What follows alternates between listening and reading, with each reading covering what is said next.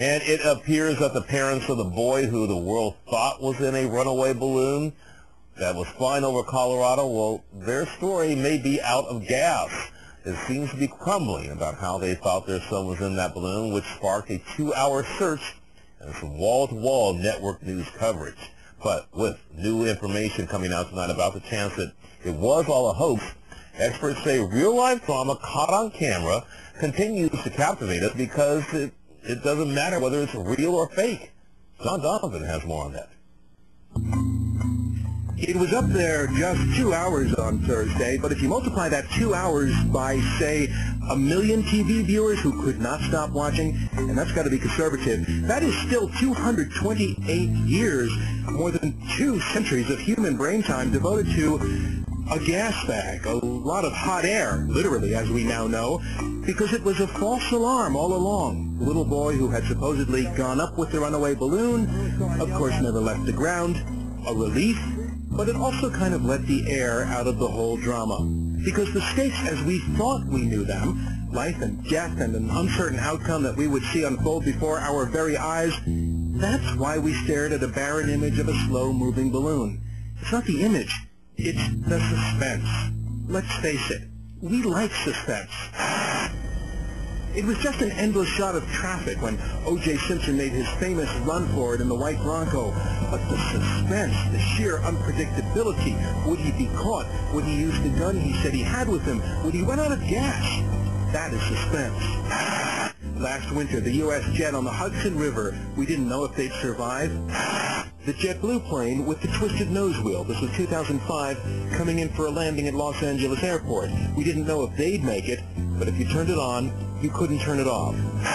And in many people's recollection, the uber suspense story in this category, 1987, baby Jessica stuck down that well for 59 hours when there really was nothing to see, but that is the point. It's the future we cannot see, the outcome.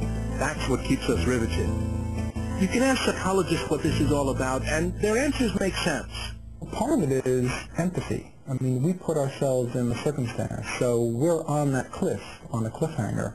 We want to know how it's going to turn out, partly because we're invested. The narrative is very compelling motif for all human beings. It's how we make meaning of the world. It's how we put everything in context. So an open-ended narrative leaves us hanging. It leaves us needing some kind of closure. Of course, we love happy outcomes. We love that they got off the Hudson River. We love that the JetBlue plane landed safely. We love that baby Jessica was rescued from the well. But it's the disaster that did not happen that made us watch. If we don't feel it, then we really don't care. Journeys to the moon we watched by the millions. Shuttle launches? No. They had become too routine, did not seem dangerous, and then the Challenger blew up. People started watching shuttle launches again, for a while. Where is suspense missing too often? Politics, thanks to polling, which usually is right, despite complaints to the contrary. A lot of victories seem anticlimactic. Is that why we don't pay attention? A lot of sports also. When it's the Yankees playing the Washington Nationals, really, who cares? We pretty much know the outcome. Sorry, Nationals. But any game that's bases loaded, bottom of the ninth, tied score, then we're back in suspense land. So, the balloon, it was live, it was unpredictable, it had everything to make us watch, everything but a boy on board, thank goodness. But if we had known that all along, would anyone have cared? I'm John Donvan for Good Morning America.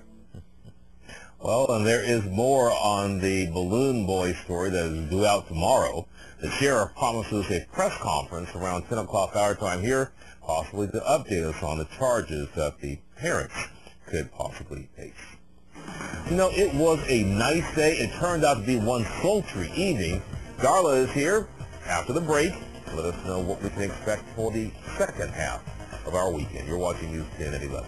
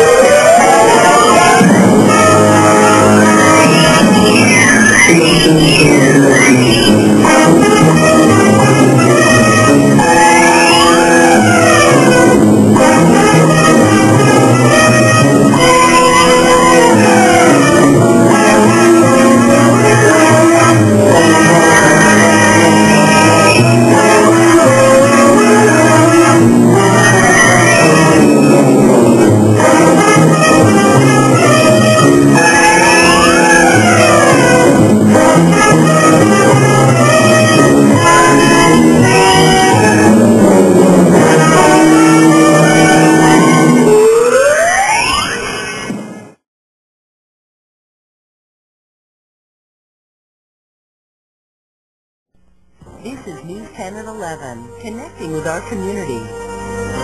Well, beneath a picturesque sky, there are hundreds of